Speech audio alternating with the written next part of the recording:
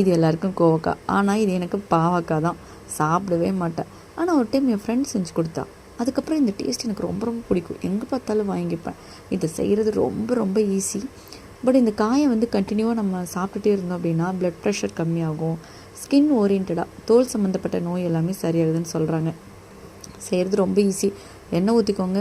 கடுகு, ஜீரகம், வெங்காயம், கருவேப்பிலை, காஞ்ச மிளகாய் இது போட்டு லைட்டாக வதக்கிக்கோங்க. அதுக்கப்புறம் நம்ம காயை எந்த ஷேப்பில் வேணாலும் கட் பண்ணிக்கோங்க. எனக்கு ரவுண்ட் ஷேப்பில் பிடிக்கும். நல்லா ரவுண்ட் ஷேப்பில் கட் பண்ணி எண்ணெயிலே நல்லா வதக்கிடுங்க. நல்லா வதக்கினதுக்கப்புறம் உப்பு போட்டு கொஞ்சம் மிளகாத்தூள், கொஞ்சம் மல்லித்தூள், அவ்வளோதான், இல்லை மஞ்சத்தூள், இது போட்டு நல்லா சுருளை வந்ததுக்கப்புறம் இதில் முக்கியமானது இந்த பொடி. ஃபைனலாக இந்த பொடி மிக்ஸ் பண்ணுறது தான். இந்த பொடி என் ஃப்ரெண்டோட சீக்ரெட் பொடி. அது என்ன, நிலக்கடலை, நல்லா வறுத்த நிலக்கடலை, அதுக்கப்புறம் பார்த்திங்க அப்படின்னா கருவேப்பிலை, சோம்பு, இதை போட்டு ஒரு பரட்டினீங்கன்னா வேறு லெவலில் இருக்குங்க. ஃபைனலாக இது சாதத்துக்கு நீங்கள் எதுவுமே சேர்க்க வேணாம். வெறும் சாப்பாடு இந்த காய் வச்சு